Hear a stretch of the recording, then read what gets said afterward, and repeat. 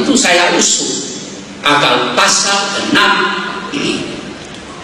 Undang-Undang Dasar sementara, bukan, pasal 6 Undang-Undang Dasar 1945 dihapus kata aslinya. Saya usul kata asli itu dihapus. Saya tidak tahu kemudian dokumennya itu bagaimana, tapi sebetulnya tidak ada satu orang kecuali saya yang usul kata asli dicabut.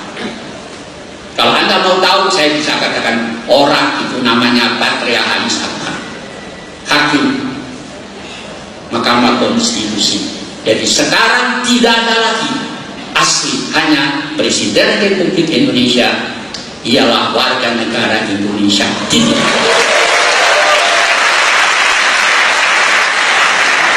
Karena itu banyak orang peranakan, dan saya maksud orang peranakan kok orang keturunan Tionghoa yang menanya, percuma Pak, kapan kita bisa dapat kedudukan? Saya bilang, oh ya, Anda pernah baca Alkitab apa enggak? Dalam Pengkhotbah 3 itu dikatakan ayat 1, semua itu ada waktunya. Jadi kalau sekarang Pak Ahok sudah jadi wakil gubernur, dan mudah-mudahan kalau nanti jadi gubernur, maka firman Tuhan itu telah digenapi.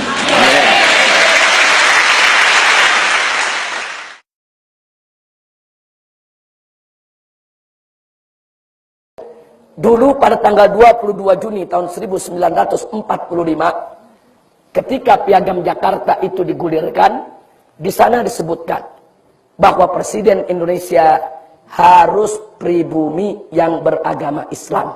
Ditulis. Dan pada saat kita merdeka tanggal 17 Agustus tahun 1945, kalimat itu masih ada dalam dasar negara Republik Indonesia. Tapi pada tanggal 18 Agustus 1945, atas tekanan Jepang, dipaksa, akhirnya pasal tadi dirubah. Presiden Indonesia harus pribumi. Agama Islamnya dihapus. Tapi masih bagus. Masih ada kata-kata pribumi. Nah, terus kemarin waktu kita reformasi tahun 98, di amandemen Undang-Undang Dasar, sampai 4 kali amandemen, dirubah lagi. Sekarang bunyinya, Presiden Indonesia harus WNI, bukan pribumi. Nah sekarang pertanyaannya, itu bisa diubah-ubah Undang-Undang Dasar. Dari pribumi Islam menjadi pribumi saja, sekarang menjadi WNI. Kenapa kita tidak bisa untuk kembalikan lagi ke semula? Harus pribumi yang beragama Islam. Ini harus diperjuangkan oleh orang-orang Islam yang ada di DPR MPR. Nggak boleh dibiarkan. Ini ditulis WNI berbahaya.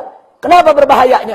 Kalau besok ada warga negara Amerika masuk ke Indonesia, cuman modal bisa bahasa Indonesia, bisa nyanyi lagu Indonesia Raya, hafal Pancasila, dites di imigrasi lulus, jadi WNI. Nah terus begitu jadi WNI, dia punya duit, dibiayai oleh negaranya, ikut pemilu, jadi presiden. Apa yang begini yang mesti jadi presiden Indonesia? Oh dengan mudah Amerika bisa menjadikan dia presiden. Dia punya finansial, dia punya duit, dia punya kekuatan.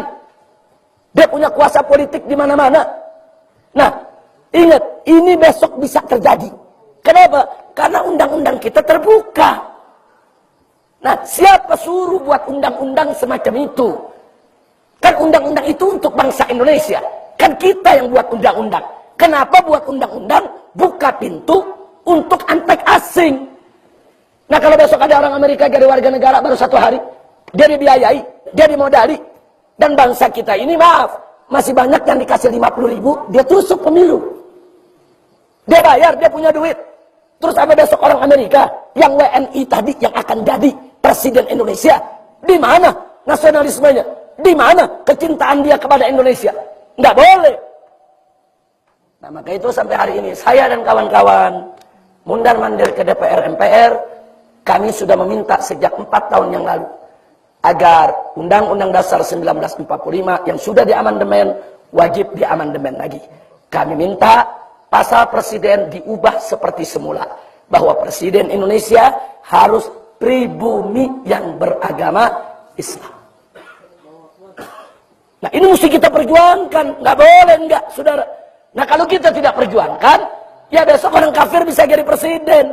Makanya jangan kaget kalau sekarang ada orang kafir yang non pribumi, bikin partai, punya banyak televisi, setiap hari dia kampanye.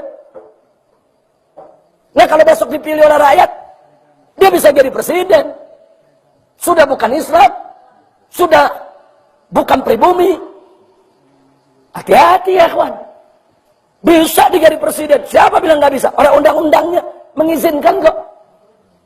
Nah maka itu, kalau kita ingin kembalikan, maka pemuda-pemuda kita saat ini harus berpikir ke depan. Kalau besok umat Islam memegang mayoritas di DPR MPR, yang punya gairah Islamnya tinggi, nasionalisme kebangsaannya tinggi, cinta agamanya tinggi, cinta Indonesianya tinggi, wajib itu pasal diubah. Siapa bilang UUD 45 nggak bisa diubah? UUD 45 itu bisa diubah melalui sidang MPR. Dorong MPR. Sebetulnya kita sudah protes ini dari tahun 98. Kami minta itu diubah. Nah, cuman permohonan kita kandas.